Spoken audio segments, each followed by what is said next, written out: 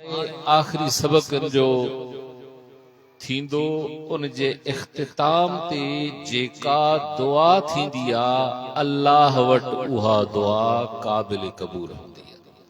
तव्हां सां सभु जॾहिं दुआ में शिरकत कंदासीं अल्लाह से तव्हां असांजी दुआ कबूल फरमाईंदो, अल्लाह से सभु हाजात पूरी फरमाईंदो, अल्लाह से सभु मुश्किल आसान फरमाईंदो।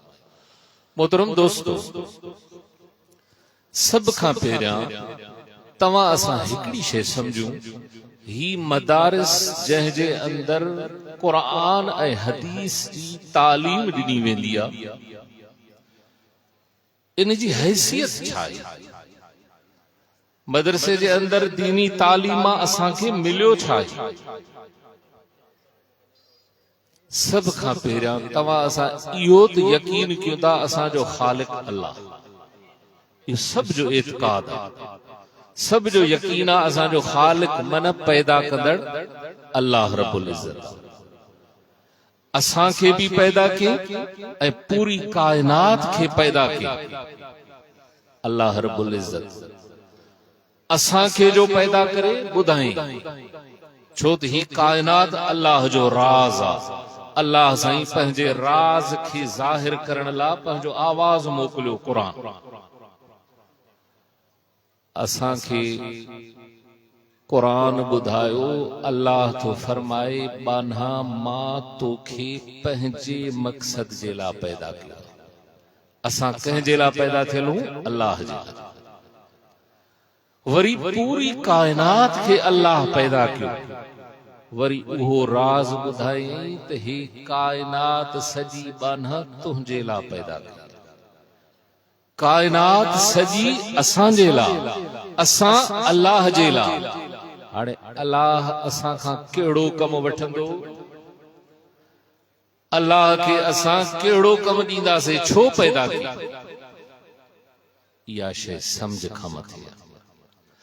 कायनात खे पैदा करे असांजे ड्यूटी लॻायईं, इन खां फ़ाइदो वठो। कहिड़ी शइ कायनात जी इस्तेमाल कयूं, कहिड़ी न कयूं, कहिड़े तरीक़े सां कयूं, काई ख़बर नथी पई। हाणे असांखे ज़रूरत पई छाजी? ओ जेको मदरसनि में इल्म पढ़ाइबो आहे, जंहिंखे वही जो इल्म चइबो आहे, शरीयत जो इल्म चइबो आहे, अल्लाह जे रसूल जेका तालीम ॾिनी उहा इन मदारिस जे अंदर तोखे असांखे मिले थी। उन तालीम मां ख़बर पवंदी त बान्हा अल्लाह साईं तोखे पंहिंजे लाइ पैदा कयो त तूं अल्लाह सां कहिड़े तरीक़े सां ताल्लुक़ रख। असां जहिड़ा इंसान हुया, जॾहिं इस्लाम न हो, दीन न हो, क़ुरान जो इल्म न हो, उहे पत्थर जी पूजा कंदा। इहो वही जो इल्म न हो। ज़िंदह त परे रहियो, मुर्दे जी पूजा कंदा।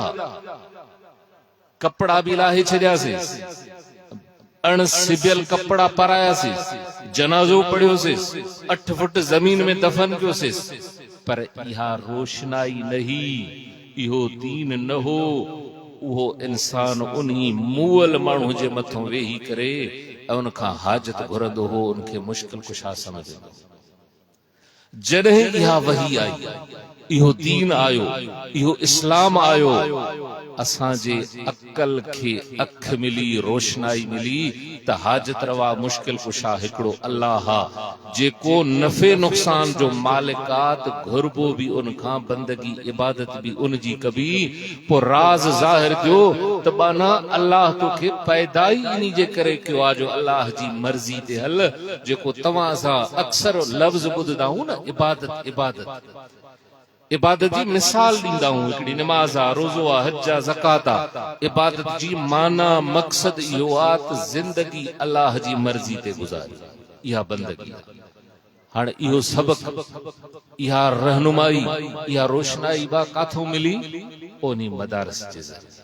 क़ुरान असांखे मदारिस खां मिलियो, हदीस असांखे मदारिस खां मिली, शरीयत जी रहनुमाई तोखे असांखे इन मदारिस खां मिली। हाणे अल्लाह सां बान्हे जो ताल्लुक़ कहिड़े तरीक़े सां थिए? ज़रूरत ही वही जे इल्म जी। इहो इल्म अॼु भी उहे माण्हू जेके इन इल्म खां परे कुरान खां परे, हदीस खां परे, शरीयत खां परे, सहाबा जे रस्ते नक्शे खां परे। काठी दुनिया जो कानून आ, लोह जे औज़ार सां काटबी आ। काठी के काटींदा आहियूं लोह जे औज़ार सां। अॼु त साइंसी दौर आहे, तरक़ी जो दौर आहे। हाणे काठी खे काटे कुहाड़ो हणी टुकुर टुकुर करे ज़मीन ते खोड़े वरी उन्ही खे ॿाहूं ॿधियूं बीठा आहिनि। अॼु बि माण्हू हे अलम जंहिंखे चवंदा आहिनि। कल उन्ही बांस जे लकड़े खे कुहाड़ो पियो हणे, अॼु ज़मीन ते खोड़े चवे ॿाहूं तूं ॿधेसि, चवेसि तो तूं मुंहिंजी हाजत पूरी कर। इहो अकल उनजो अंधो अल्लाह जे नबी जेको असांखे दीन जी तालीम ॾिनी, वही जी तालीम ॾिनी, रोशनाई उन खां उहो परे थी वियो। अॼु बि उहो माण्हू जो दिमाग़ अकल कम नथो करे। कल कुहाड़ो पियो हणेसि, नौज़ बिल्लाह, अॼु उनखे ख़ुदा थो सॾे। जे अॼु तोखे असांखे इहा रहनुमाई मिली बि इन मदारिस जे साथ। ॿियो मां अर्ज़ कयो त काइनात जे अंदरि मखलूक पूरी थी अल्लाह से असांजे लाइ पैदा कयो। हाणे उनखे कीअं इस्तेमाल कयूं, कहिड़े तरीक़े सां इस्तेमाल कयूं, कहिड़ी शइ खे इस्तेमाल कयूं, कहिड़ी खे न कयूं, अकल नथो मथे। जेके इन वही जा इनकारी आहिनि उन्हनि वटि इहा शइ आहे त गोश्त सभु गोश्त आहे। बकरे जो बि गोश्त आहे, कुते जो बि गोश्त आहे। बकरी खे बि अल्लाह पैदा कयो, कुते खे बि अल्लाह पैदा कयो। पोइ तव्हां मुस्लमान अल्लाह जी हिकिड़ी शइ पैदा कयल खाओ, ॿी शइ खां नफ़रत। असां कुते जो गोश्त न खाईंदा आहियूं, मुसलमान असां नथा खाऊं। मौत क़बूल कंदासीं, कुते जो गोश्त इस्तेमाल न कंदासीं। हाणे जेको चवे थो त अल्लाह जी ॿई शइ पैदा कयल आहिनि, ॿई गोश्त आहिनि, ॿिन्हिनि जा उज़वा, ॿिन्हिनि में खून, ॿिन्हिनि में साह, पर मुसलमान जेका तूं कुते खां नफ़रत थो करें, पोइ इन वही जे ज़रिए तोखे रहनुमाई शरीयत ॾिनी त कुतो हराम आहे। अॼु कुते खां नफ़रत तूं असां कयूं था। साॻी जानवर बकरी आहे, घर में असां वटि ॿधल आहे, उन मां ॿ पाणी निकिरंदा आहिनि, हिकिड़ो पेशाब, ॿियो खीर।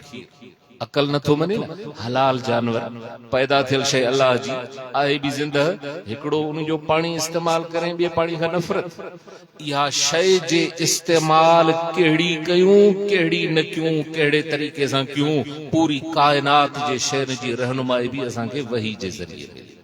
त समझ में आयो त असां मुसलमान जेका इस्लामी सकाफ़त, इस्लामी रिवायात, इस्लामी कानून ते जिंदगी गुज़ारियूं था, ये असां अबे ॾाॾे जी रस्म समझी उन्ही ते हलूं था। पर इहो रिवायत, इहो कानून, इहो तरीक़ो मुसलमान जे तोखे मिलियो आहे, इन्ही मदरसनि जे सदके मिलियो आहे, जाते अल्लाह जे वही जी दीन जी रोशनाई। अॼु खुश नसीब उहे नौजवान, उन्हनि जे हवाले सां उन्हनि खे मां अर्ज़ कंदुसि त तव्हां आलिम थिया हो।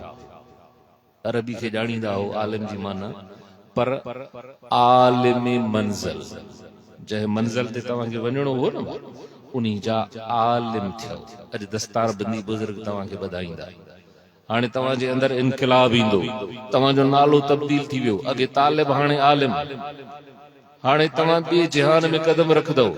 हाणे आलिम मंज़िल थियो, कंदकोट में वेठा हूं, को माखे ॾसे त कश्मीर फलानो रस्तो, फलानो निशान, पार, उनवान सभु ॾसे। माखे मालूमात मिली वई, पर उते पहचण में कुछ खपे थो। तव्हां आलिम मंज़िल थिया हो, हाणे बालिग मंज़िल थियो। अॻियों जेको तव्हांजो कदम हो, वरी उन रस्ते सां हलो।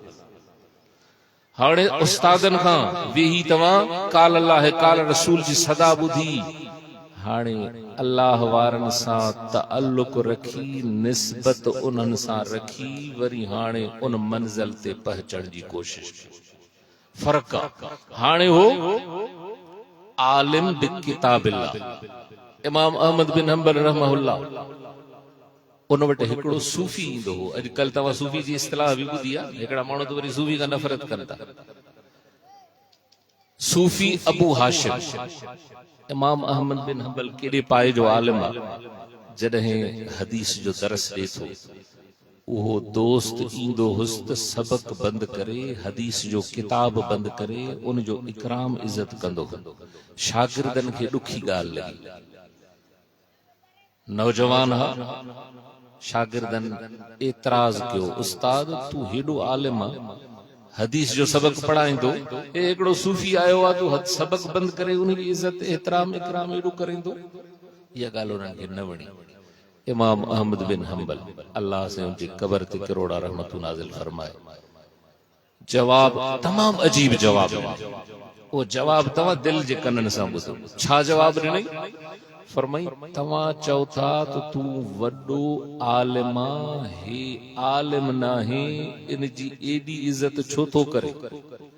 इमाम साहब फरमायो ॻाल्हि सही आहे तव्हांजी, मां आलिम आं, पर मां छाजो आलिम आं?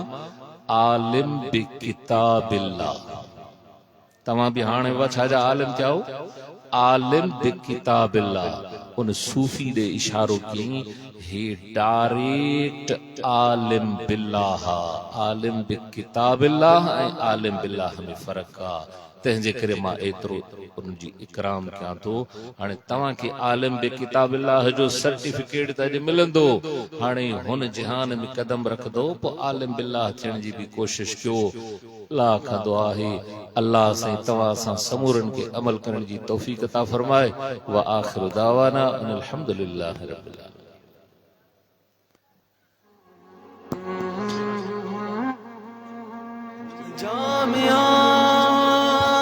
बिला ताखीर दावत खिताब ला गुजारिश करदम, सिलसिला कादरिया जा चश्मो चराग हजरत मौलाना साईं मुफ्ती मोहम्मद ताहिर साहब जन के माइक चैटन मवाद हसना का मुस्तफी फरमान। हजरत मौलाना साईं मुफ्ती मोहम्मद ताहिर साहब हाले शरीफ। दोस्तन के गुजारिश है वेही रहो, अल्लाह ताला तव्हांखे जज़ाए खैर अता फरमाए। इंतजामिया सां ताउन जो बीठल साथी वेही रहो, केॾी जगह खाली आहे, फरास में विछला कालीन विछायला बाबरकत फरमामा अदब सां वेहो, अल्लाह की तव्हांखे माला माल कंदो। अनवारात कुझु खणी वञो, वेही रहो। जज़ाकल्लाह। अहमदुहु व नुसल्ली अला रसूलिहिल करीम। अम्मा बाद फ़अऊज़ु बिल्लाहि मिनश शैतानिर रजीम। बिस्मिल्लाहिर रहमानिर रहीम। यरफ़इल्लाहु लज़ीना आमनू मिनकुम वल्लज़ीना ऊतुल इल्म दरजात। अन अब्दुल्लाह बिन मसऊद रज़ियल्लाहु